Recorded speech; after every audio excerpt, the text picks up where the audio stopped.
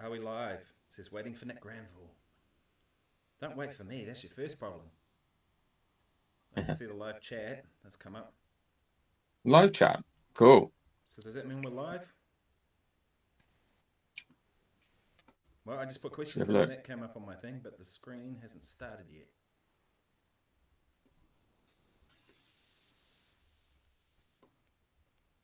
Are we there? We're here with Simon Peterking. Come on. Come on. We live.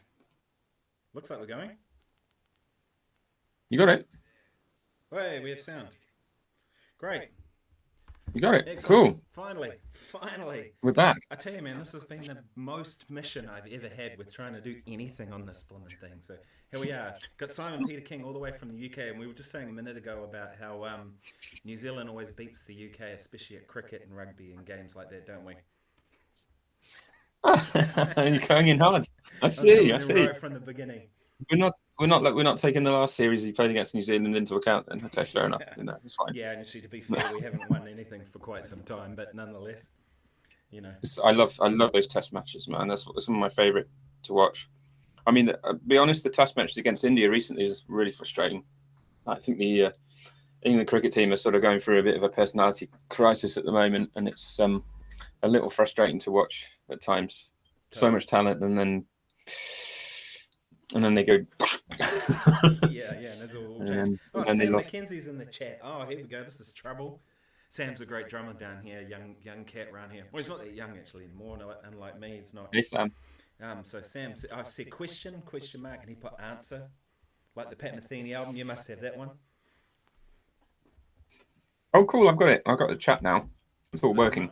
Oh, cool! So you can see everything too. So what are you cool. up to nowadays? So do you work full time for Scott doing backing tracks and all that sort of stuff now, or is it just a part-time gig, or what are you doing at Scott's? I do I could do quite a few things. It's been the story of my life actually. It's just the way to live. I think it's just variety and the spice of life and all of that kind of stuff.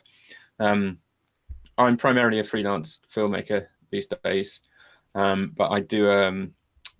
I have a job with Scott's Bass Lessons. It's not full time, but I manage. It's an amazing job, probably one of the best jobs in the world. I manage a team of coaches for one of their top tier programs, which is like a one-on-one coaching, like a online music school kind of experience.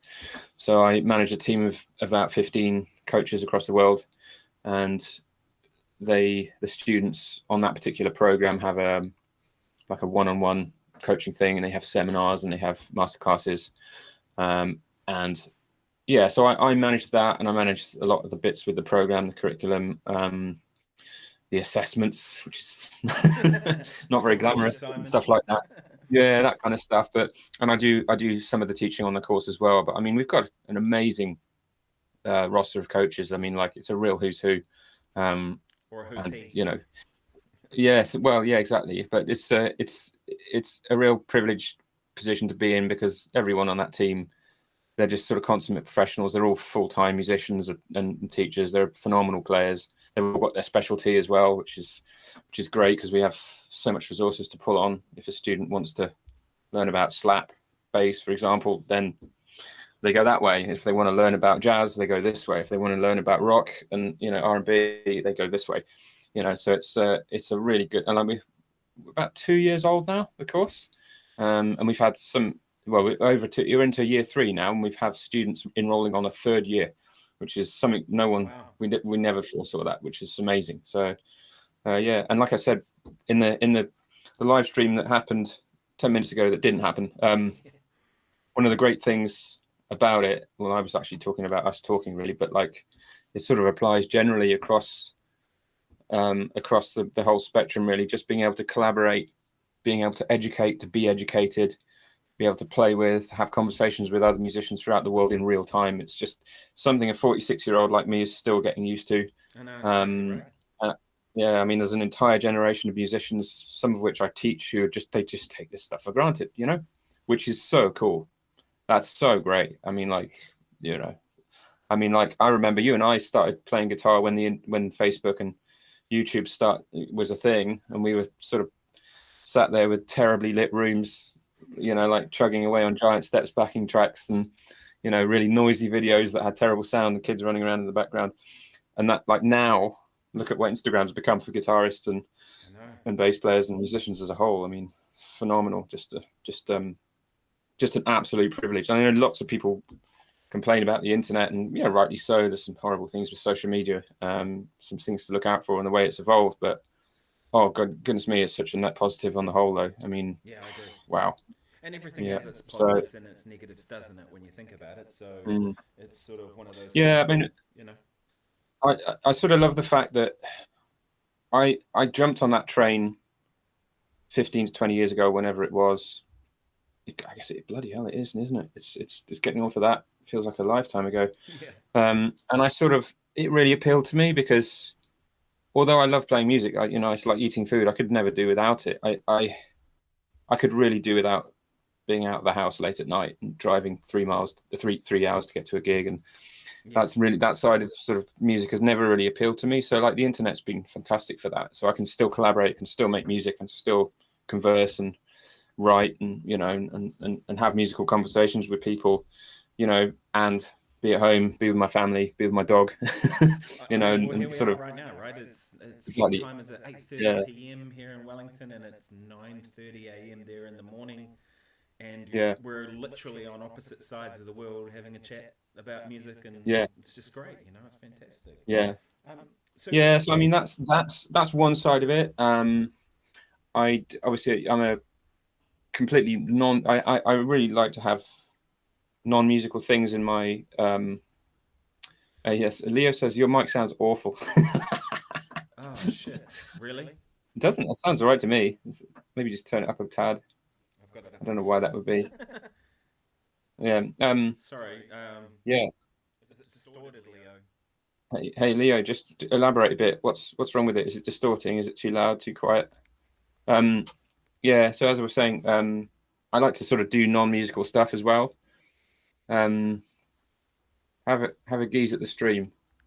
Hold on. Let's have a listen, shall we? Non-musical stuff as well. It's me chatting. Have a gaze at the stream. Nick, just talk a bit. Let's have a listen, shall we? Hello. Stuff as well. It's me chatting. Hello. Have a gaze at the stream. Nick, just talk a bit. So listen, shall we? Stuff as well. It's me chatting. Hello. It's echoing. Is it? Oh gosh. I don't need to talk much anyway. I'll let Simon do all the talking. Looks like you guys get to listen to me for an hour. Yeah. So, what was I saying? Yeah. So, like having a non-musical kind of sort of lifestyle outside, completely separate to music is really, really important, and sort of gives me kind of the right sort of counterpoint to playing. When I play, it's all fresh, and I don't have to. Yeah, so that's always been important. I've sort of done non-musical things. I've ran a restaurant for 12 or 13 years. Now I'm doing filmmaking, which is like mostly non-musical, doing lots of brand videos and doing lots of special effects stuff, and doing lots of things for various different charities and stuff like that. All the things you do as a freelance filmmaker, which is wonderful. So I do that sort of 2 or 3 days a week, and I work for Scott 3 days a week, and if I'm lucky I get half a day a week to play guitar. No, I'm joking. So yeah, but that's so it's something I've always been comfortable with, sort of doing a few different things. I mean, that's sort of come through in my music as well, which I think is a sort of fairly accurate representation of myself most of the time. Probably slightly chaotic and anarchic, but yeah. Anyway, so yeah, that's me at the moment, which is all good. We live out in the middle of nowhere in the country, in the middle of South Shropshire, not in the middle, kind of on the edge of South Shropshire. We live in a really small town with a lovely castle and all of that kind of stuff. So it's certainly a nice place to be a musician. We're surrounded by some great musicians as well. We've got our neighbours either side are musicians, which is really cool. Shropshire's like that, it's full of people who are, there's sort of people who are downsizing or looking to escape the madness of London or Birmingham or Manchester, yeah. So it's all good. Yeah. it's all good. It's all sort of interesting and sort of nourishing in a sense. I like having that kind of being able to draw on several different, I'll spend a day making a video about some kids in hospital, and then I'll spend the next day like making fusion, and I really like that, how far apart those two things are. It's always something that just keeps me really interested. I think there's probably some undiagnosed ADHD of some sort. But, yeah. I'm going to try this. Let's just try this. Has the echo gone? Just for FYI, it's not echoing for me. So it must be. I guess it must be something to do with the YouTube. If you got your YouTube audio feeding back into OBS, I would mute your YouTube stream. Yeah, I can't do that or I lose you. What I can do is I mute you, I wonder if this is helping now. So I just mute your one while I speak, and I'll try and speak briefly. But the faintness is weird. It should be coming through quite loud. Let's try that. I see. Maybe I'll crank it up a little bit. Hello. Yeah. Is that better? Let's try that. Anyway, so you are still making backing tracks for Scott, though, right? Yeah, I do a bit of that. I mean, that's part of the job. I think, Leo says yes, it's a whole lot better. Cool. That's good. That means you don't get to listen to me talk for an hour straight. No one needs to hear that. So I do a bit of that. Obviously, I think everyone on the team has sort of few strings to their bow, and they if that's what's required, then that's what I do. I still do a bit of that for myself, but the website is constantly releasing new content, and I think with every course we're releasing a course every month or every once every 6 weeks, and all of that sort of requires content. So it's either I'd rather do it than get someone else to do it. I think. See, that's how I started working with Scott, was doing that kind of stuff. But yeah, it does seem like there's a big appetite for online education now, totally. Especially in the music. And I mean, like, especially if it's done well. Because as you and I both know, there's an awful lot of terrible guitar education out there. There's a lot of awful stuff, and and it's sort of usually directly proportional to how it's made to look on social media as well. And it's like the better it looks on Facebook, usually the worse it is in reality. But totally, man. I saw someone. Let's not go down that route, because like I've got a lot of access to grind with certain people on YouTube and Facebook. So but I don't want to go down that. It was interesting because I looked up your name to share a video on Facebook to kind of let people know about this, and I saw one of Jack Gardner play. It says Jack Gardner playing along to a Simon Peter King backing track. So, Jack's ace. Yeah, I love Jack because he's like still got that old school Scouse vibe, and I just love that. So he's speaking with a bit of an American accent now, which most Scousers tend to like. All roads lead to America with Scouts. I'm joking. Don't come at me. Yeah, Jack's lovely. Like absolutely ridiculous musician. Yeah, I mean, we're quite blessed in this country for especially in that idiom, there's like, I mean, I went to college with Tom Quayle, who probably everyone on listening will know Tom. And yeah, he was one of the first sort of, when they had that, it was either called Guitar Hero. Was it called Guitar Hero, or one of those competitions where you sort of submit a video and then you get sort of selected down to and then you win. I don't know what you win. I can't remember exactly what you win, some endorsement or something. But he won. He either won it or came second, and everyone heard Tom for the first time. I mean, bear in mind he was at music college with me, and this is a great sort of lesson for everyone. You can find your voice in the strangest of places. And it's like maybe he wasn't finding it at college playing jazz, and then all of a sudden he had an opportunity. Like Jacob Collier was the same, like. Without the internet, without the ability to put multi-screen videos together, perhaps he wouldn't be as famous as he is now, as he deserves to be, obviously. But like the technology, sort of like, to quote Jeff Goldblum, sort of nature finds a way with this stuff. So now, like it worked for Tom. So he sort of, he got the audience that he deserved. And like specifically for his style of playing, I think it lends itself to, to the kind of audience that he's got now. And like same thing with Jacob Collier. It's sort of, it came out at exactly the right time. It's people needed it at that stage. They needed to see really cool, interesting things on the internet, because I think up to that point it had just been a sort of poor man's version of television. And then innovators got going on it and figured out how to use the technology and extract the maximum value from it. And now it's sort of, what is it? It's like a monolith now. It's just everyone's fighting for the same kind of market share. Yeah, but it's funny you say that, because I had Rob Harris on one of these. I don't know if you know Rob from the band Jamiroquai, and Cambridge-based guitar player, studio guy, and he was saying that he's really struggled in the internet world in terms of that, because he's not really a flashy player. Like, he's somebody who's like, he's a real rhythm guy. Like, that's his whole thing, is sitting on a groove and making it feel fantastic. But the internet kind of rewards people with a bit more flash. Do you know what I mean? But it's all good too. Yeah, it's interesting that we see a little bit of a reaction to that now. Like the videos of sort of wholesomeness and kind of small moments of beauty rather than like massive moments of impact. It's like there's sort of been a natural kind of sort of retraction from that side of things. So you're seeing, I can't think of an example off the top of my head. Ella Feingold. But yeah, now the kind of thing, like small acts of kindness, stuff like that. That these sort of things are getting noticed a lot more on Instagram and and on Facebook. I'm not sure about YouTube. YouTube's a funny one. I used to like be on YouTube all the time. And I watch YouTube all the time, but I hardly ever do anything on YouTube musically now. I just use it for show reels for my video work. But it's I don't know what the story is. Like the YouTube Shorts thing, I find absolutely obnoxious. Like the sort of reels that come up, that I can't, absolutely unbearable.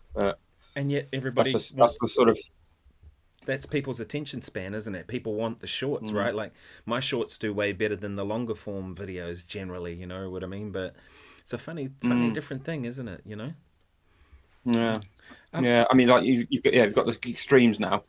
Like for a while, like 10 years ago, every company, well, even 5 years ago, the companies I'm making videos for are all about the 3.5 minute kind of, show reel type of thing. And that's not the thing now. It has to be 90 seconds or it has to be 3 hours. It's either Joe Rogan or it's like, a minute and a half, thing, which is it's very strange, like having to sort of cram all of that content. It's a difficult thing, I guess. Like that's the one sort of similarity with filmmaking and music, is you're trying to cram that story, you're trying to sell that, it's like fit that, shoehorn that story into a specific length of time. It's like being a soloist in a big band. It's like you've got 32 bars, like Instagram you've got 90 seconds, and it's like there's a sort of similarity from that point of view. But then, we went and saw some Bach recently. We went and saw just a phenomenal concert that I tell people, like, I went to see a brass band concert and they're like, huh? What? But it's one of the best. I took my neighbours. I was like, you've got to come and see this brass band. It's called the Corey Band, right? It's a Welsh brass band. They're like the world #1 brass band. They're like ridiculous. If you haven't checked them out, get on YouTube and check this band out. It's ridiculous. They're all like super, like virtuoso players, but they're an incredible thing to watch. And I told my neighbours, like, you better be right about this, because I'm giving up my evening to come and watch this. And like within about 20 seconds, the guy's top of his head had just exploded off. And it was like, yeah, this band are amazing. But like, we're watching pieces that are like, 15 minutes long and a 2.5 hour concert, like real long form content. And it's I'm looking like Trump there. I'm doing the Trump accordion player stuff. Sorry about that. I'm not meaning to do it. Yeah. Do I dare hassle Trump on here? Sorry, American viewers. Just tag him.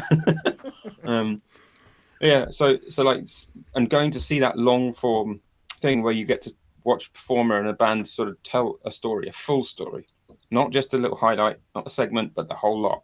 And you get to ride the emotions throughout that whole thing, and actually, like, it's such a difficult thing, like, look at your average movie length is like, what, an hour 45, 2 hours, maybe tops. Like Oppenheimer was longer, but then you look at something like X-Men is like an hour and a half, and then you look at composer like something like Mozart Requiem, which is hours. But then you look at Webern, who was a master at just putting this stuff into kind of 18 seconds. It's like highly concentrated emotions into tiny segments of time. Schoenberg was the same, although he was slightly longer. But like one of the sort of amazing things about Webern was like how he managed to kind of say these very profound things in a short space of time and didn't need that kind of hour and a half, 2 hours to tell that story. But yeah, the idea of storytelling I find with music absolutely fascinating. See, you know, with improvisation as well. And you just mentioned story time, and James came. Come here, boy. Come here. Hello. Oh, you've got a lab as well. We've got one of those. And yours looked almost the same when yours was little, when he was little. Right. She's down there somewhere. She'll probably come up at some stage. But yeah, she's brilliant. Yeah, we've had her for exactly a year now. Like I was looking on my Facebook memories this morning. Like this is when we got her this morning last year. Absolutely wonderful. And you know, man, I got to say that album you did was freaking awesome. It was such a great project. Good. So maybe we could talk about that for a little bit. What was it like playing with that drummer? I mean, what a beast. Gogo's brilliant. Really funny guy as well. Like great sense of humor. And actually, yeah, it was really. I hope this comes out with all the love in the world. I mean this with all the love in the world. But like, it was quite nice because we had 3 Americans and we had 3 Europeans, or 2 Brits and a Hungarian. And it's really interesting, the difference. Oh yeah, really, really interesting. Like it's like there's like we're sort of whatever 5,000 miles and 1,000,000 miles apart in the way that we sort of like communicate and sort of do things. And I mean, like I say, I mean that with all the love in the world. It's like it was fascinating and really rewarding. But yeah, so that was Scott's idea originally, and I think he's like. Because Scott is, well, he'll describe himself as like a 6-month-old Labrador puppy, talking about Labradors. I've heard him describe himself as that, right? And he is kind of like that. He's very sort of, has an idea and just goes and runs with it and shakes it around, wrecks it a bit and throws it in the thing, and then he's on to his next toy. You know, that's kind of like, you know, and again, I say that with all, like Scott would say that about himself. He had this idea with fusion. Like, because he grew up along the same sort of timeline as I did with things like the Electric Band and, you know, Mahavishnu Orchestra, Dave Weckl, John Pattucci, you know, the Chick Corea stuff, the Frank Gambale, Scott Henderson, Tribal Tech, that type of thing. And he was like, let's do it. Let's do a fusion album. And I think I've been waiting for, excuse me, I'm munching on a mint here. No, you're good. Musician fuel. And so I think I've been waiting like 25 plus years for someone to say that to me. And I was like, I'm ready. My body is ready. So I was like, great. So I was like, okay, let's get like a proof of concept. So I was like, okay, I'm going to write a tune and make it as tribal tech as I possibly can. You know, bearing in mind at this stage, like 2-3 years ago, I was doing a lot of writing at that particular time. So I was like right in the zone for writing. So I wrote this track which is actually the title track of the, no, it's not the title track. It was going to be the title track, and it's called Game Theory, which is track number 1. And it's, yes, it's basically like the kind of fusion you'd expect to hear in the late 80s, early 90s. Lots of synths, lots of lairish kind of like slash chords, lots of kind of Phrygian things, lots of sort of in-your-face things, lots of syncopation, lots of kind of mucking around, lots of stabs, all of that kind of stuff, and lots of big open sections where people can improvise pretty freely. And I sent that across, and he's like, "Yeah, let's do it. This is it." And then the next question was, who are we going to get to do it?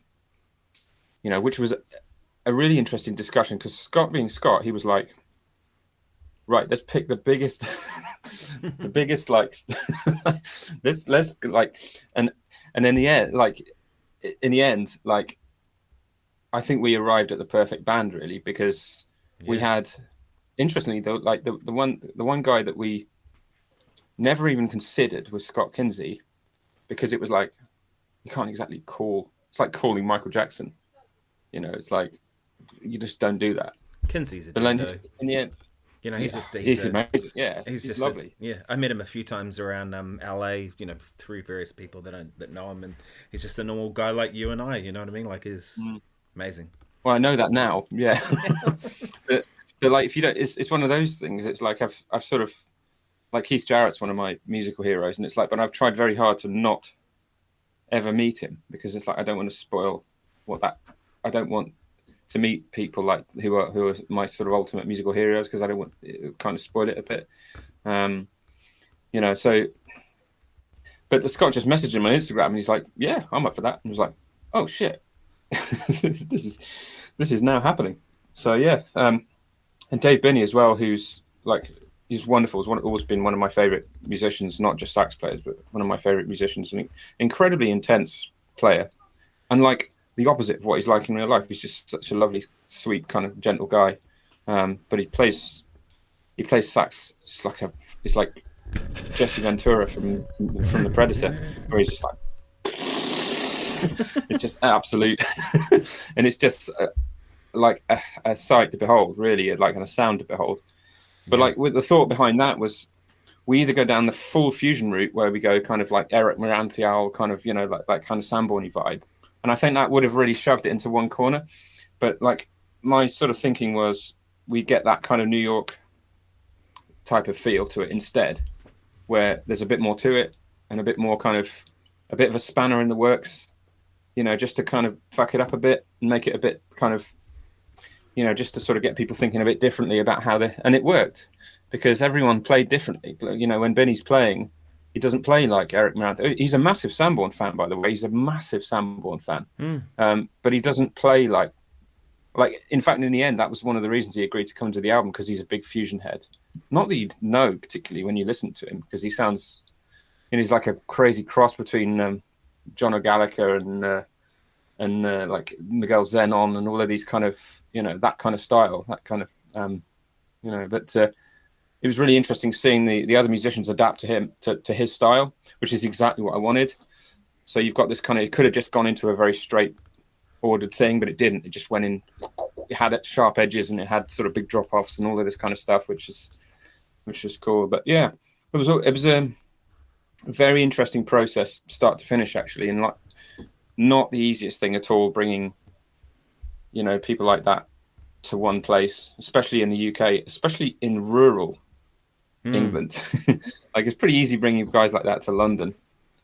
Like, and that's actually where all of them thought we were doing it in London. It's like, no, we're not. We're in Stratford. We're in the Midlands, in the middle of like quintessential Shakespeare country, So it took him a while to kind of go, all right, okay, fair enough. But there's a few funny stories with that. We ended up putting him in accidentally, I should say, putting him in a hotel that's meant for 60 plus people. So they were all like, they were sending us like little WhatsApps, like, and there's like things like Cabaret, some dude like doing ballroom dancing demos and stuff like that. It's like, oh shit, sent Dave Binney to like an old people's home. Perfect.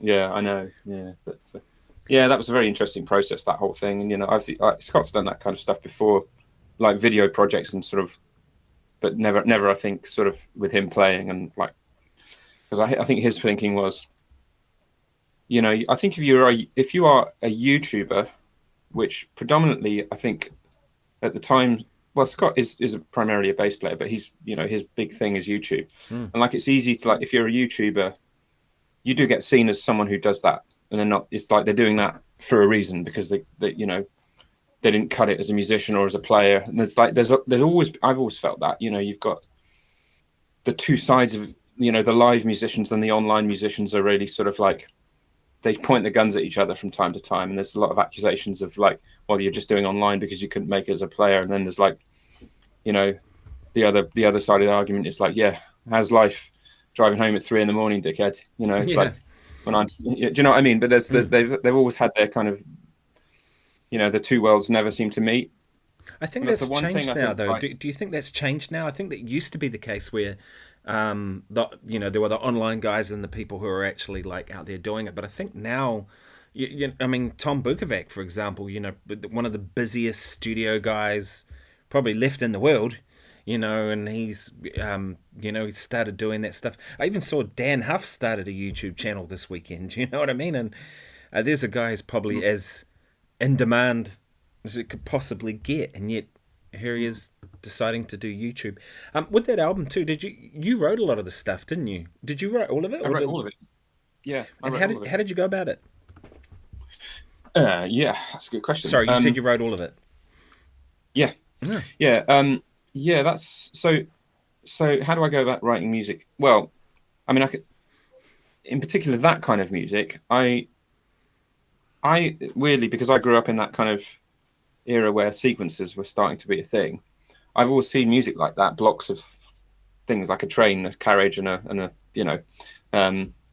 so I kind of see those like sections of tunes, forms of tunes like that, like blocks in a sequencer. So I sort of think about things in the form of the song first.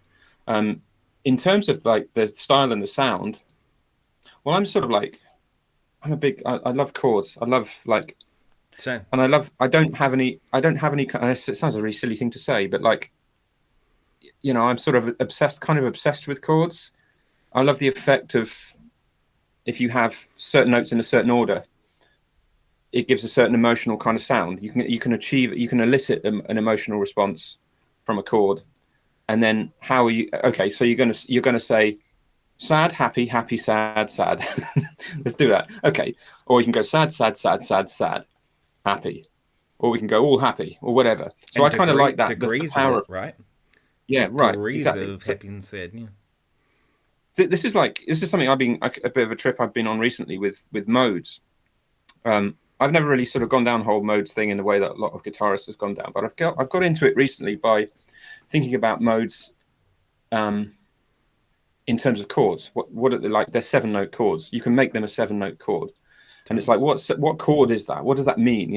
If you play a Phrygian mode, for example, what does that kind of emotional response does that elicit? If you're playing an Aeolian, okay, what emotion is that? Okay, so that's it's composing by kind of emotional numbers in a sense. So like a lot of those pieces on that record were, I had a rough, blurry idea of the destination I wanted to get to in the end, and then I started walking, and then I sort of started to fill in the sort of like they did in Indiana Jones with the and the last Crusade, the one where they kind of get to the end and they're walking across that, trying to walk across that thing without all of the stones disappearing underneath them. So it's like, okay, is that stone solid? Yeah, okay, that's the stone that's going to stay there. And you kind of try the next one and it gives way, and it's like, right, okay, that's not right, doesn't feel right. And then you listen back to the first 16 bars and it's like, does it feel right? Is there anything that's like removing the suspension of disbelief? Like critically, that's what you're trying to do, is you're trying to storytell. It's like you're making a movie and then all of a sudden a white rabbit appears. It's like, well, that shouldn't be there. That's the extreme, obviously, but it's like from a compositional point of view, I'm looking to like walk down this corridor, and if anything springs up that shouldn't be there, we change course and we sort of get around it. So it's like that suspension of disbelief is always maintained. Yeah, I kind of love that idea of like, Phrygian, for example, like, if you sort of chordalize that.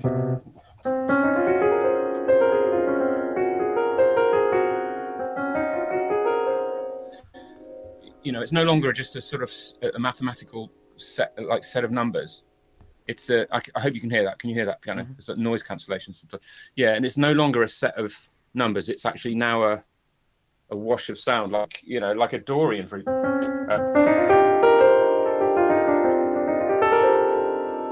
scale, right? But if you chordalize it like that, it's like, okay, what does that say to you? What emotion are we talking about here? Like a Lydian.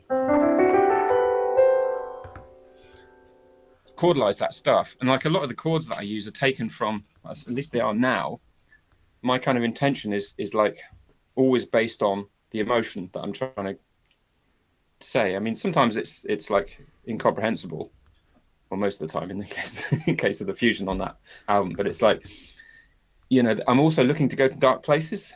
I love, like, to quote Square Pusher, who's an amazing kind of UK drum and bass producer, I like the head fuck. I want to go to those dark places, and like, so with fusion music, you can really do that. So there are times on that album which everyone is like right down in the trenches with stuff, and it's like being at home with the dark as well as being at home with the light is really important. So, as from a composer's point of view, I'm looking to really explore that, the deep kind of fissures as well as the kind of nice, happy, rounded sensible chords as well. But yeah, so yeah, It's great. it was a long process. It took like longer than it should have been because I was working full time. You know, it wasn't like a time limit. It was just like, when these 10 tracks are finished, then we'll make the album. You know, so but it did take a while. But so that's how I do it. I'll sort of do a section. I'll make sure nothing in it pisses me off, and then I'll do the next section. And so I won't have like I won't go, it's 4 minutes, I'm going to work on different parts. Like a painter would do, they do the background, then they do a bit here and a bit here.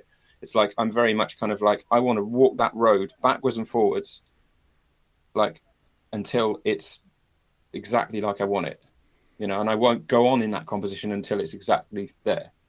But yeah. Anyway. Dude, you should be writing film music with that kind of descriptive approach to composing, right? Well, I mean, I think like that. It's called, isn't it called something? It's called diegetic composition. So you match the diegesis. The diegesis.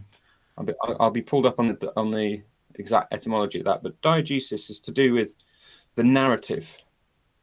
So a diegesis, a composer or a filmmaker would look to capture the story and express it in whatever sound or whatever. So a diegetic approach to composing is like, is exactly that. So you're looking to sort of tell a story or match a story. And like there are a load of composers like that. I mean, like film composers, there's the famous people obviously, but then there's the not so famous people, the Danny Elfmans and the there's all of that kind of gang as well who sort of like, and the Dave Grusin is an interesting one. He's done some music for film as well, which has been really cool. But yeah, so it's Pat Metheny. Who's the other guy? Pat Metheny, I think. Has Right. Metheny done some? Yeah, actually, even Antonio Sanchez is just technically a film. Yeah. Yeah, but I just love that. I sort of get my students to do that. I get them to go. I use these. It's one of the great things about YouTube is that you can get tempura drones. You can get the sitar drones. And they're just literally an E chord for 10 minutes, an E note with a like sitar type of sound, and it just sits there and evolves over 10 minutes, and you can improvise to it.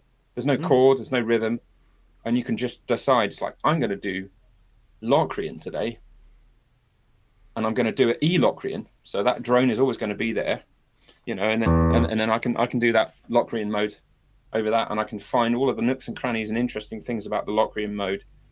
And it doesn't matter. There's no time limit on it. I can stick on, even if it's an awkward note, even if it's like, even if it's one of the more dissonant notes, you can find the kind of, and you can try and find ways of sweetening that particular note in combination with other stuff.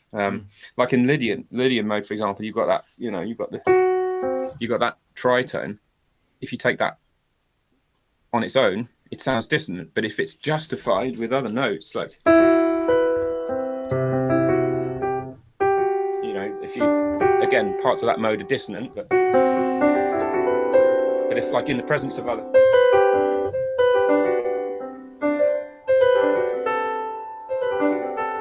you can sweeten those kind of dissonant things up a bit. So it's like context as well, which is, I think, a really interesting discussion, especially when you're talking about dissonance and resolution. The context is everything. It's like, I think it's what comedians are trying to tell everyone now. It's like, you can't just pick a joke out of a routine. It has to be within the context of that routine to understand the humor of it. I'm going down a rabbit hole, man. You'll just great. Stop me, put the brakes on. Which is where short form content kind of misses all of that, right? Because it's taken something out of context that's not kind of don't get me started on that. There's a nice comment here from Melody Summer. Says, huge fan of both your playing. Well, thank you very much. Says, special thanks to Simon for creating some of the best backing tracks on YouTube. Love from Australia. Thank you. Cool. That's very kind. Thank you very much. The whole, like, I haven't done any tracks for YouTube for so long, and I feel like it's just it's one of those time capsules. I look in on my YouTube Studio app, and I'm like, Jesus, I haven't posted any music there for like 5 years now. It's terrible. I really want to, but then I'm like, I get up and I'm like, I have this list of 7 things I've got to bloody do in that day, and I'm like, maybe not today then. I would love to start doing that again. I mean, it's always in the back of my mind, to sort of spend more time doing that, because there was a time I was doing lots of it and it was starting to build up, and You know, so I'd love to sort of focus on that a bit more. And I like the fact that you're sort of silently collaborating with people, because there are people that use those tracks. Oh man, I've got some like, oh yeah. That's, I mean, like it's 95% a positive, very positive experience. There's loads of people that use those tracks I will never hear from, and I'll never hear them play, and I'll never know that they've played with those tracks. And something I really like about that. I found that there was a guy who I won't say who it is. There was a guy who'd downloaded from YouTube, downloaded a load of my backing tracks. So didn't buy them from Bandcamp or anything. Huh? Oh no, it wasn't Giacomo Turra either. It wasn't even him. No, I know. God, can you imagine? I don't even want to look.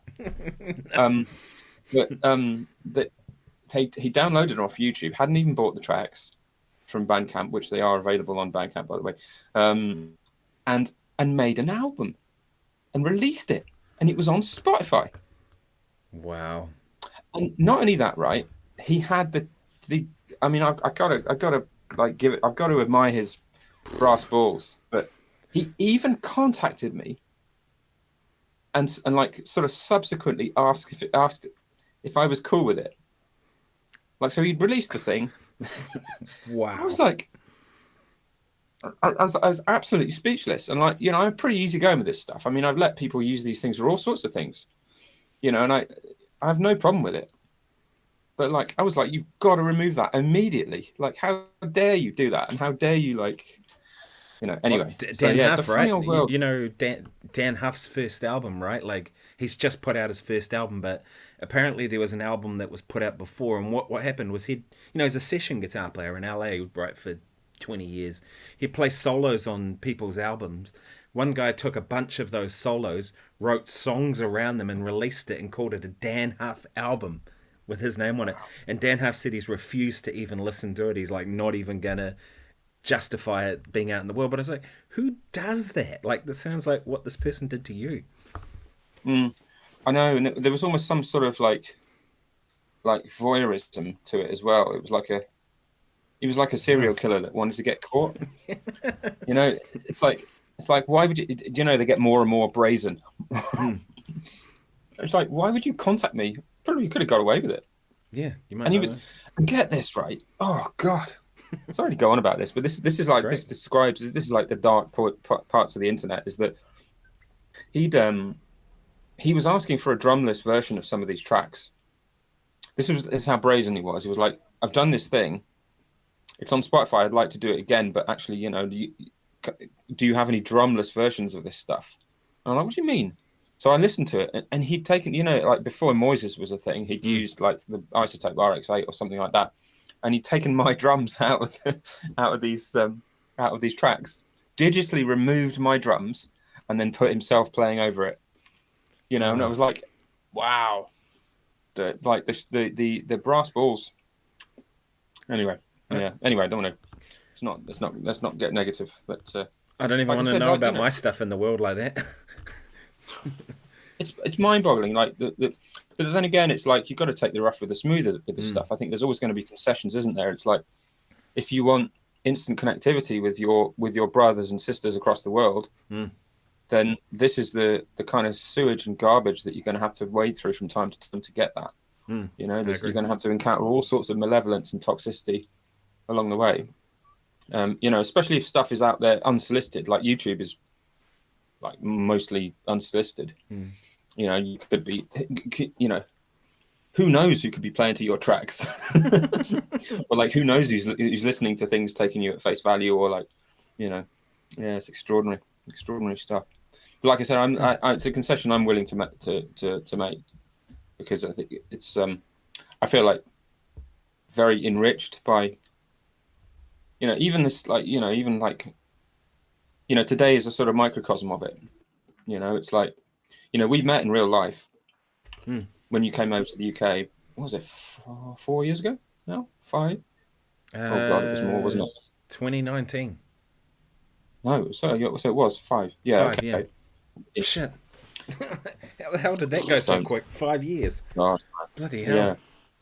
I know, and we had, you know, so it was one of those. It's like, and I've had similar experiences with other musicians where I never would have met them and never would have like, you know, had friendships or, you know, and like especially musical relationships with people, you know, like I've had countless collaborations with musicians online, and it's just been wonderful. Like recently we're doing, I'm doing a thing with, for a drummer called Ian Palmer, who's a West Midlands based drummer, really good player and a very interesting character. He's like an airline pilot by day, and he's like a very good drummer. Like his uncle is Carl Palmer from Emerson, Lake and Palmer. So it's like kind of I thought you were going to say that.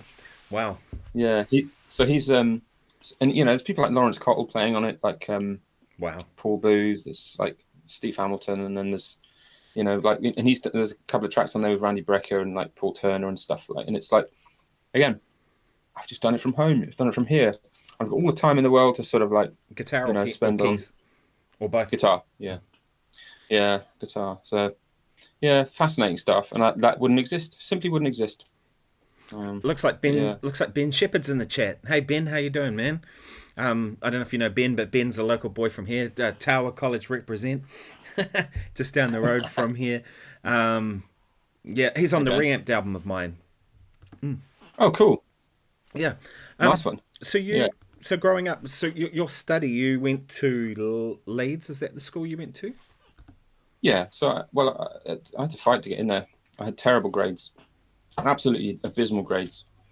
And really? So I had a really good audition there. Like playing was, I think like a lot of guys my age, I sort of had a lot of patience for the very specific thing that I was interested in, and zero patience for anything else. So I spent a lot of time practicing and getting decent as a player. So my audition went really well, but my grades were abysmal. So I ended up going into clearing and really fighting for a place there. But yeah, that was an interesting experience. I mean, I've met some of my lifelong friends, you know, and so like the ones, it's very interesting kind of going to a place like that and then seeing 20 years later, or God knows how many years later, probably plus, the ones that are still playing music full time and the ones that kind of, you know, it's really interesting. You know, and I've sort of kept in touch with Sam Dunn, you know, Matt Bourne's an amazing pianist, Gary Jackson, Damien Cook's great saxophonist, Andy Coleman, great trumpet player. There's loads of players that are still kind of doing it and killing now, which is super. And Scott went to Leeds as well. Oh. Yeah, so it was an interesting place. I think it's like a lot of higher education these days. It's sort of having a bit of a variable period. Everyone's trying to make money, I think. But yeah, and it invariably so that it always happens when the economic downturn happens. The arts is always the thing to get cut. There's a lot of programs at the moment being cut here. Is that happening in the UK as well? I don't think that. Well, I mean, like certainly universities aren't being cut. Universities are charge horrendous tuition fees these days. So they're, you know, and I think, you know, you're probably the same. You know, you're having that conversation. It's like if your daughter turned around and said, Dad, I want to go to music college. Do you know what I'm saying? It's like 20 years ago, I'd be like, brilliant. Now, I'd want to make sure there would be a very specific list of things that would have to be ticked before that. And even then it would be like, because I mean, it's not what it was. We all know that. And like, actually, you know, if you look at the amount that it costs, it's over 10,000 a year now to which I think is, it's pretty like mild in comparison to the US. I mean, we've got 60. It pretty good. 60,000. Yeah. Crazy. So like, you know, average students are coming out with sort of pushing 40 grand's worth of debt. Yeah. You know, and it's like, okay, all very well, but like, how are you going to get? Sorry to sound like a dad, you know, a bit of a boomer dad for a minute, but it's like, how are you going to recoup that? Yeah. Where are you going to get your return on investment? Because that's what you want. You know, if you go into engineering, you'll get that return on investment within 2 years. You know, you'll be building bridges somewhere, or like designing ships, and you'll have got your tuition fees back in no time. Like playing giant steps in a pub, get the fuck out of here. Yeah, that's right. You know, like I don't have an issue with that, right? If playing music, you know, you and I play music. You know, not that I would tell my clients this, but you know, I would do it for nothing. I would do it. You know, it's part of me. It's like it's like eating a bacon sandwich. It's like I do it nothing will stop me doing it ever. You know, and so I get that it's not quite as simple as saying, oh, it's a physics course or it's a art course. It's not quite the same. It's like if you're a musician, it's like music chooses you. You don't choose music. You know what I'm saying? It is just that. It's that simple. So it's like, if you're one of those people that music has chosen, then yeah, you should follow it somehow. You know, there are better and more efficient ways of doing that. But totally, especially now, and then if you're driven, yeah, right. So there's I can see a waggy tail in the background there. Yep. Yeah. Come on. I'm gonna have to go and get my dog in a minute. We're gonna have to have a doggy conversation. It's turned into a pets and pause podcast. So it would be a completely different sort of conversation these days. I'll just let him out. Keep going. Go on, second. Yeah, that's cool. Yeah. So like, you know, this idea that you can you want to sort of make sure that you're being as honest as possible, you know, and sort of like, you know, all of the joy and great stuff that can come from music. It's not all about money. I know that. I get that. I understand all of those arguments. But, you know, if you look there are ways to market yourself as a musician and ways to do well and you know, be responsible financially, all of that kind of stuff. And that kind of stuff I don't think is talked about enough, especially not in music colleges. Yeah. You know, there's a big responsibility on music educators to be pragmatic and honest with music students. Totally. About, yeah, and make sure they're held accountable. Totally, man. I get like people coming to me all the time saying, "Oh, I'm thinking about going and studying, you know, and this and that." And I'm like, "What do you mean you're thinking about it? If you're not 100% sure you're going to do it, don't get in debt for this. It's just not worth it." Like, for me, it was never a question. This is what I'm going to do, and I'm going to, you know. But if you're like on the fence about it, I'm like, well, man, just like I had a student get accepted at Berkeley some years ago. I shouldn't say student. He only had one lesson with me, but he came up for one lesson from the South Island. Came up for a lesson, and he said, "Oh, I've been accepted at Berkeley, but and this is like 10 years ago. The fees were $65,000 a year." And I'm like, you're never, ever going to pay that back. Like, what's the point? Like, ridiculous. Yeah, I mean, it sounds terrible to say, but like, there's only really one way. Well, there's two ways of completing that course. One way is what most of them do and rack up huge amounts of debt if they don't get the scholarship, which they do offer scholarships. Fair enough. I understand that. That's the only option. But even with a scholarship, you know, the other is the parents pay for it.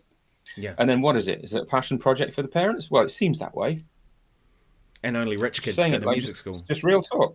Just saying it how it is. You know, it's like, it is what it is. I mean, and it's the same to a certain extent in this country as well. You know, there's a lot that, and you see it rendering through the kind of intake into music courses, especially high-level music courses, music degrees at the good places. They aren't working-class people. They are middle-class people, right? Again, no hate. Full disclosure, but that means that course is full of middle-class people. That means there's a whole generation, a whole sort of subsection of society that isn't getting a voice and is being alienated from music, especially in jazz. I mean, jazz is fundamentally a working-class art form, you know, like historically. And now, you know, how many working-class people do you see playing jazz? I can only talk about the UK. Not many. And it's why, okay, like there are obvious exceptions, but it's an uncomfortable thing to talk about because none of these kind of institutions want to admit that they're being exclusive, but they are. And it's, again, they're businesses, they're trying to survive, but, you know, I don't know. It's a tough one. It's a tough one. It's like, I see that I've seen the change. Like when I was at college, it was going that way. And now it's gone that way. It's completely that way. And the only way you can actually get to study in any of these places, if you are such a go-getter that you can get the subsidies or the bursaries or whatever, you know, but goddamn, why should people have to fight that? You know, I don't get it. It doesn't seem like a level playing field for me. But, yeah, and maybe that's why you're seeing an increase of people kind of turning towards online versions of education, you know, things like Scott's bass lessons, right, and things like that you're involved with. You know, more people are kind of moving there. Melody has a question here. It says, may I ask where you'd suggest getting higher level music education outside of a university program, more specifically accounting for the social aspect which is necessary for learning a dialogical art. Is that what this is? Sorry, it's really Yeah. tiny. Um, in- Yeah. Interesting question. I mean, I'll say give my little 2 cents worth first, but and then check it over Simon. He can go into more depth, but depends what you want out of it. If you want to go to higher level education for a piece of paper, then it's really useful for that because, for, like, say you want to teach at a university, you've got to have a university degree. So that's a must in that instance, right? So you want, even teaching in high school now, they want you to have a degree. So you kind of got to do it for that reason. The networking that happens, that's a useful thing, but you can get that in other ways, as Simon's already alluded to. But I mean, private lessons are a thing too, and you can, Simon does private lessons online. People can kind of do that if you just want to get the information and learn how to do the thing. And then the thing is, once you learn how to do the thing, then people will be knocking on your door. That happens a lot too. So, yeah. Anyway, I'll hand you over to Simon. Yeah, I mean, I totally agree. I think everything has to be solution focused. So the job number one is to have a very honest conversation with yourself about what the two things. Okay, why are you? And this is a loaded one here, but like, why? What are you saying? Where is a higher level music education? Okay, so that's university type of strata education. Okay, Thanks. why do you want that? So if it's a simple kind of 2 + 2 = 4, it's like I need a music degree because it will allow me to be a music therapist. Do it, become a musical therapist, grow, off you go into the wild. There you go. It's an easy 2 + 2 = 4. Do you want do a music degree because you want to become a better musician? Well, that's a far more complex thing to answer. So I'm very, very big on this idea of kind of being solution focused and being goal orientated. So it's like, what is your goal? Is your goal to be a professional musician? Right. Well, in that case, you absolutely do not have to go to higher education. Not in any sense. And if you think about, like, do the raw numbers. Okay, a year at music college will cost you over $10,000 in the UK now. Wow. What's that in New Zealand dollars? About 100,000, Nick? Sorry. Yeah, it is. It's literally 25,000 New Zealand dollars. Right. So there we are, 10,000. All right. All right. How many, like, so for example, a top level private professional musician who's also happens to be a good teacher over here will cost you between £50 and £100 for an hour or an hour and a half session. All right. If they're doing their job right, and implicit within that is that you've chosen them correctly, you've procured a very good music educator that's an established professional that has a good track record of playing and educating, providing you've chosen correctly, there should be enough content within every one of those lessons to keep you going for several weeks. So if I had a lesson with someone like that, I would expect to have at least 2 or 3 weeks worth of work. They would be able to structure your practice correctly with several other aids, with having the time to do it, a correct practice schedule. Again, that person would be able to sort of guide you in that sense. They would be able to make you practice more efficiently, and they'll be able to provide you with the content that would give you the steepest improvement. You could make way more improvement doing that than you could in a music college, because a music college will, like, unless there's a specific tutor, they'll be using, like, good people, but they certainly won't be the best in the country. Some colleges have some of the best people working there, and that's why certain people go there. But you can effectively, with 10,000 quid a year, you can hand pick the people you want to teach you, right? So the first question is, right, what do you want? Why do you want to do it? Second question is, what's your goal? Okay, well, always be goal orientated. If you need the structure and the daily routine, which a lot of people do, then probably, if those goals in the beginning are if they're worthy goals, if you're real about wanting to be a professional musician full time, and you have a big idea about what that might look like, if you're being honest with yourself about the reality of what being a full time musician is, it's not, well, for some people, for the salmon who managed to swim up the river and land in the prime spot, you're doing major festivals and you're touring for 6 months of the year, and you have 6 months of the year off, and you're still pulling 100 or 200K. and you're bringing up a family, and you own your own house, all of that kind of stuff, all the things that people think that thing is. That's the very pinnacle of what's like. Then there's several stages down from that, and then there's all of the stages that go to reach the point where you can then elevate yourself into that small pool of professionals that can do that. And there's a whole load of skills that those people have that a lot of musicians that are probably better players than them don't have as well. And I won't go into that too. I'm just going to jump in on a question here, a comment here. This is really telling. Sorry, I have to jump in because it's so small in the corner of my screen that I can't really see it very well. So Ben Shepherd, bass player I mentioned a minute ago. Ben's played with everyone. Okay. He's on Peter Erskine's albums, Monkestra with John Beasley, all kinds of stuff. So Ben says here, I learned way more and became a better player on the street than I did when I was in college. So there's a guy, I totally agree. And he studied with Charlie Hayden and Alfonso Johnson when he was in at Cal Arts. Wow, that's heavy, Ben. Right, exactly. So it's like sometimes it's like necessity is the mother of invention. Like exactly as Ben said, it's like if you're like the people who have to get good at stuff. If you're in a music college for 3 or 4 years, it's literally a shot to nothing. You can dick around for a year, you can do a bit in year 2, and then you eventually get your ass in gear in 3, and then you kind of work hard and get your degree. If you're out and in Ben's parlance on the street, and you turn up to a jam session and you play like shit, no one will hire you ever. You have to get good. Right. And you're lucky if you don't get things thrown at you, which I've had, by the way. I don't want to get, I think like most professional musicians have had shit happen to them, and it's like, so you go to jam session and you're not prepared and you're not playing well, or you're an asshole, you'll never get hired, ever. So, but if you go to a jam session and you've got your shit together and you're personable and you make the effort to contact people, and you'll get hired. And then you get hired, people see you're busy and they'll want even more of you. That's the thing. And then, like Ben said, if you're in that situation where people are hiring you and you get called for a reggae gig on one night, you get called for a fusion gig the next night, and then you're on a show for a week, fucking hell, imagine how quickly you're going to learn. Because, you hit a West End show, if you can't sight read for your life within a week, then you're fucking dead. Excuse the French. One gig, you've got one chance.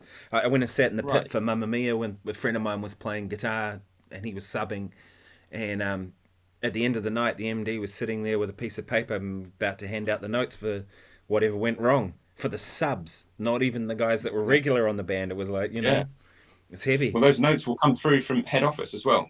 Mm-hmm. So there'll be people in the head office in LA who control that show, who will look at a video feed and they'll listen to the audio and they'll review it on a weekly basis. And so I was chatting to Ian King recently, who does Hamilton, does the bass chair for Hamilton. He says that. So 2 days later, you'll get a message from someone in LA saying, by the way, you fucked that. Don't do that again. Wow. So the thing is, again, it's not necessarily, I'm not saying it's right. I'm not saying it's nice. It's certainly not nice. All I'm saying is you learn very quickly, way, way quicker than you would do at music college. Because at music college, you're paying them 10,000 quid a year. Why would they put the stick on you? I think the difference now, though, is that nowadays there's less opportunities for both. There's less opportunities for people to play as what there were when we were starting out, right? Like when, I ran a jam session for 5 years every Tuesday night in Wellington, and we'd do some crazy shit. I'd say to the drummer one night, I'd say, yeah, we're watching the comments, Simon. I'd say to the drummer, okay, we're going to do a groove. It's going to be a reggae groove, and it's going to be a bar of 7 and a bar of 3 and then a bar of 5. Let's see if we can make it. And we just try just the dumbest shit we could, but we could do it, and did it for 5 years, and it's sort of, would have guessed, but those sort of opportunities aren't as plentiful as they are now. So I suppose for some people it gives them the opportunity to at least do music, have the, if they've got a day job and then they're trying to do music just at night, that can be tough, as I'm sure you agree. Yeah. Well, like the course we run at SBL is sort of a halfway house to that. So it's not cheap. I'm not going to lie. It's expensive. But these are like either full-time employment or semi or fully retired, so they're financially secure people, and they can fit it inside the inside their schedule. So it's is what it is. And we're not the only people doing that. Drumeo do that kind of thing. I'm sure there's guitar versions of it, although I don't know. But yeah, I mean, actually, Summer, to get back Melody, to get back to your original question, really, there's a certain amount of luck involved in getting a first tutor who will be able to give you great advice on all of those things, as well as playing. They'll be able to structure your goals, be realistic about making sure you're in possession of all of the right information, and you're not going in with rose-tinted goggles. You're aware of the path that's thanks, Ben. That's ahead of you. See you later, Ben. It's an interesting thing, isn't it? Because I think some people have their playing chops together, but not necessarily their teaching chops. Where did you learn your teaching chops, or is it just something that's happened over time? I did exactly what I just said a second ago, and that's I was forced to get good at it very quickly because my livelihood depended on me being all right at teaching. Otherwise, I would have lost all my. But am I selling something? I'm not selling anything, man. I don't sell it. I can try and sell you something if you want. I do have some things for sale. I've got like a couple of guitars here I could try and sell you. I think it's a long way away. No, I'm not trying to sell anything. I'm just talking, dude. So that's like, what was I talking about? It's all gone. Yeah, but. So you've been doing some stuff with Laney and the Ibanez guys, right? With Lee talking of selling stuff to people. Yeah. So let's talk about selling stuff, Simon. Come on. Yeah. Well, I mean, like it's not really selling stuff. I go and demo amps for Laney, and they occasionally give me stuff like that, which is pretty cool, which is even cooler. And that's it, really. Yeah, I mean, I love like Lee Wraith, who you probably know Lee as well. I don't know if you've met Lee. He's the head guy for Laney now. He's actually, he's brilliant. He's lovely. I like him. Not many people know this, but he used to be a detective in the police force. I thought he used to be in that band Bros. Is it? Oh yeah, he does look like that, doesn't he? Yeah, I love Lee. Lee's fantastic. I love that company actually. I knew everything I needed to know with that company when I went there to talk to one of the. To talk to Fenn, who's the A&R guy. I think he's not doing that anymore. He's left train now. But I took my son because I had to, and my son came away with a ton of Star Wars toys that like a load of the guys working there had sort of had on their desks, and they gave them to my son. And I'm like, I know everything I need to know about Laney now. These guys are really cool, proper old school. I did a visit when we were staying with you. Actually, we went and I went and did a visit to the Laney Ibanez thing in Birmingham, and one thing I was really impressed with them was that the guy, I tried a couple of guitars, and Fenn gave me some guitars to try and said, what do you think of this one? And we played for a little bit and stuff, and I think his name was Simon as well, like one of the chief designer guys, kind of long hair. He came up and said, I heard some playing and I wanted and he said, I heard some playing and I wanted to just come up and hear and meet whoever was doing the playing. And I was like, how cool are you? Simon's ace. Yeah, he's great. Well, he's a player as well. Like he's I think he's one of the he's an engineer there. So he actually does a lot of the kind of boots on the ground design and building of stuff as well. But I think he's certainly a manager of some description. I can't remember exactly what it is, but I think he's a brand manager now. But yeah, Simon's great. I do a lot with Simon when I'm there. Yeah, he's great fun. They're all kind of like that. And James Laney as well is the same. They're really nice fellas, really old school. But they've had a reasonable time of it. Well, I don't say reasonable in inverted commas. They designed an amp for Tony Iommi for the Black Sabbath gig that happened recently before Ozzy died. So they reissued Tony Iommi's amp, and they made 50 of them only, and they've all sold. In no time. Sorry, I'm chewing a sweet. I'm not having a stroke. And yeah, so I came in the day after to do some filming for their Digworth bass amp series, which they just released. And and they had all the stuff from Tony the previous day, and they had all of the Laney stuff up on the stage on that gig, which I thought was really cool. It's lovely to see. I mean, they really are like a West Midlands success story. Totally. You know, that's I like the way they've gone now. They've kind of gone away from. There was a period they were doing like a lot of cheaper stuff, and they were everywhere. And now they've gone full into the kind of custom shop thing, and everything is like designed in house and built in house. And so sorry, Simon, I'm not trying to sell stuff. I promise. Well, I guess if you're on the market. If you're aiming for the bottom, it's a hard market to aim for, isn't it? Right? If you kind of find your lane, so to speak. Yeah. Cool. No, I'm sort of pretty happy with this in particular. This Nathan East bass amp thing here, which is phenomenal, beautiful. Yeah, it's like the IR thing is phenomenal now. That's got a built-in IR, which I haven't got it plugged in actually, because it's just a shame. Otherwise, I'd demo it. But just sounds great, just straight into the sound card. I don't have to touch anything. I love stuff like that. Yeah. I'm such a technophobe. It's like just turn it on, and I just want it to sound good, and it does. It's just like brilliant. Dude, well, look at how much of a mission I've had to get this going. I couldn't get it going yesterday. Today was like, so talking of technophobes. So what do you got next around the corner? You got any more new projects? Is it going to be a Divine King fusion album number 2, or are you going to is that going to become the reggae band or the swing band, or what's next? Well, I think it's sort of it's on the cards that there might be a volume 2, although I think. Like the company, we've got shitloads of stuff we're doing at the moment.